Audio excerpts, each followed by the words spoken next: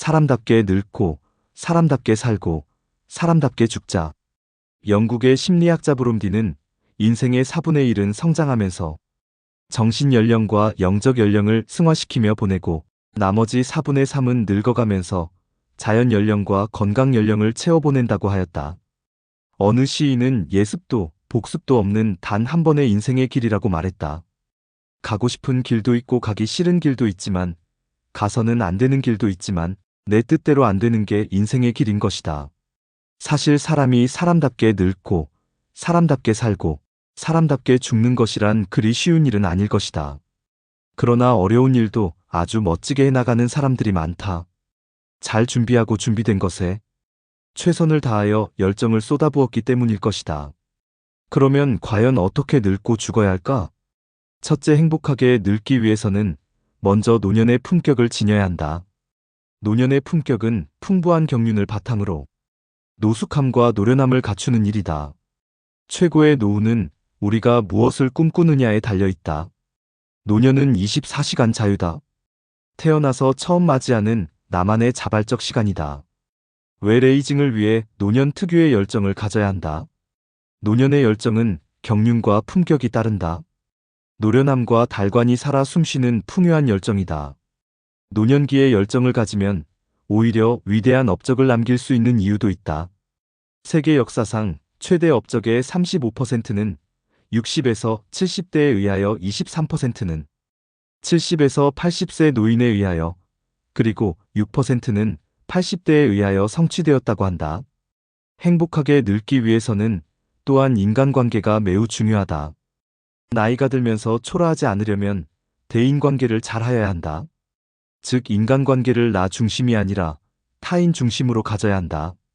물질 중심의 인간관계를 갖는 사람은 나이 들수록 초라해지고 일 중심이나 나 중심의 인간관계를 갖는 사람도 역시 외로움에 휘말리게 된다.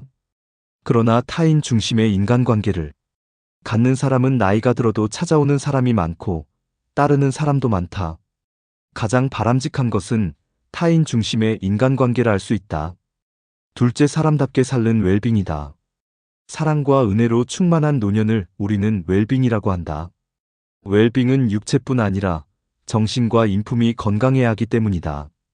그러기에 웰빙은 육체적인 강건함보다 정신적인 풍요와 여유에 더 중점을 두어야 한다. 인자함과 포근함이 묻어나야 한다. 잘 먹고 잘 입고 잘 노는 것만으로는 웰빙이 될 수 없다. 정신과 인품이 무르익어가는 노년이야말로 인생의 최고봉이자 웰빙의 최적기다. 노년의 삶은 강물이 흐르듯 차분하며 생각은 달관하듯 관대하다. 소탈한 식사가 천하의 맛이며 세상을 온몸으로 감싼다. 노년의 삶은 자연과 하나다. 그래서 노년은 청춘보다 꽃보다 푸르다. 노년이 다른 사람에게 향기를 나눠줄 수 있는 것은 정신적인 풍요와 경륜으로 쌓아올린 덕이 있기 때문이다. 노년의 주름살 속에 아름답게 풍겨나는 인자스러움은 갑자기 생기는 것이 아니다.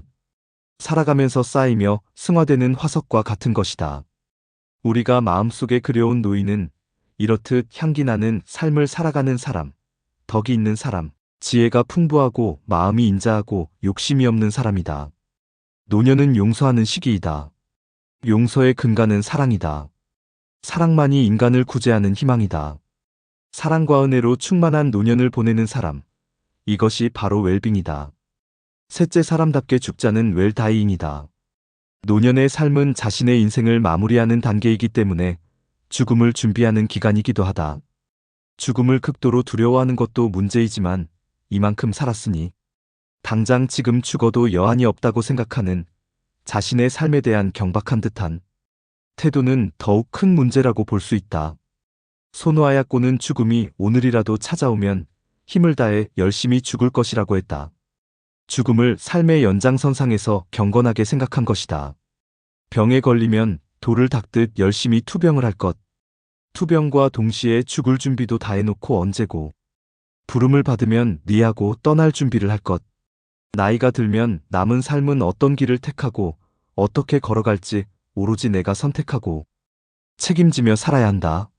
이런 의미에서 노년의 연륜은 미움과 절망까지도 따뜻하게 품을 수 있어야 한다. 성실하게 살면 이해도, 지식도 살이, 분별력도 자신의 나이만큼 쌓인다.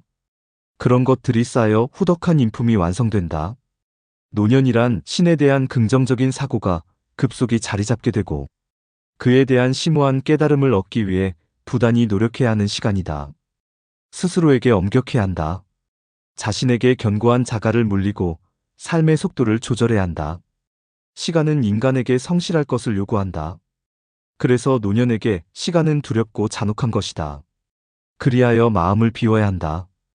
미완성에 감사해야 한다. 사람답게 죽기 위해 진격보다는 철수를 준비해야 한다. 물러설 때를 늘 염두에 두며 살아야 한다.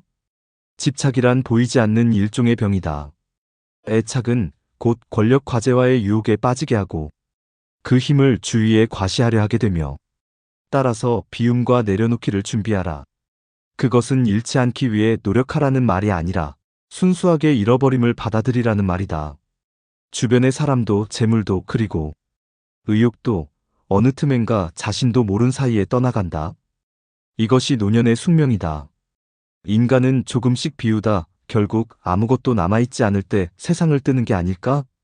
그래서 나이가 들면 들수록 인간을 의지하기보다는 신에 의지해야 한다. 신과 가까이 하면 정신 연령과 영적 연령은 더욱 신선해진다. 이것이 웰다잉의 깊은 뜻이다. 행복한 노년은 무엇인가? 사람답게 늙고 사람답게 살다가 사람답게 죽는 것으로 마치는 삶이다.